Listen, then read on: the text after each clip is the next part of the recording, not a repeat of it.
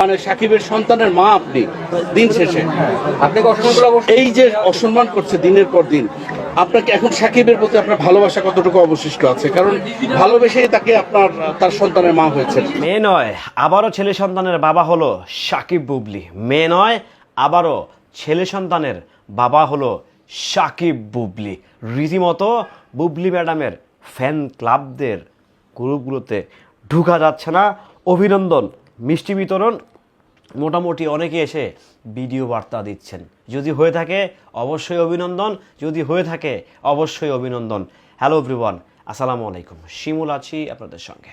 Bubly Dhallywood superstar lady, তার ভক্তরা বলেন, আমি বলি না, যেহেতু আমি বুবলি ম্যাডামের ভক্ত না।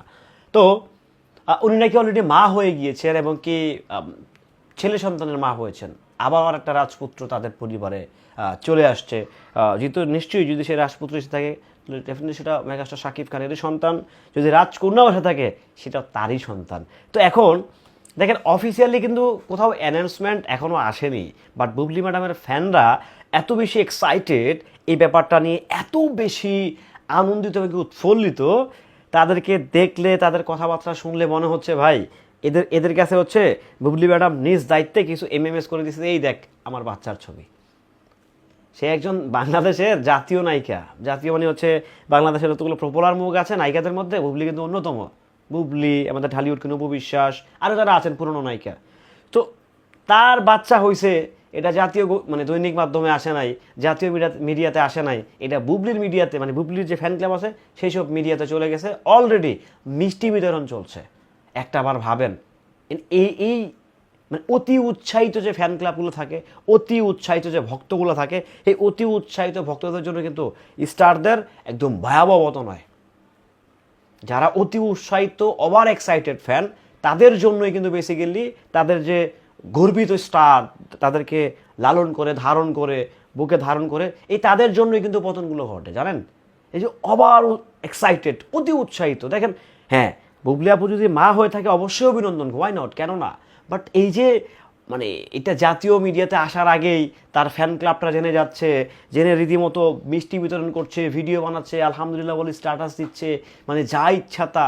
মানে আদৌ হয়েছে কিনা এটা এখনও অফিসিয়ালি ক্লিয়ার হয় নাই, বাট তারপরেও কিন্তু থাকতেও পারে ওনার সাথে বুবলি ম্যাডামের সাথে সম্পর্ক তো অনেকেই থাকে না, যেমন আমি যাদেরকে ভালোবাসি তাদের থেকে তো আপডেট আমিও নিজেও পাই। তো সেই জায়গা থেকে হয়তো হইতেও পারে যে না হয়ে গেছে, এটা খুব শীঘ্রই হয়তো অফিসিয়ালি স্টেটমেন্ট আসবে, হোয়াট এভার দ্যাট কিছু একটা। বাট এই যে একটা ব্যাপার নিয়ে যেভাবে মিষ্টি বিতরণ হচ্ছে তার ভক্তদের মাঝে, এটাকে আসলে আমি সাপোর্ট করি না। যারা বুবলি ম্যাডামের ভক্ত আছেন, আমি সরি টু সে, এটা আসলে আমার কাছে মনে হচ্ছে অতি উৎসাহিত এবং কি ওভার এক্সাইটেড হয়ে কাজগুলো আপনারা করতেছেন।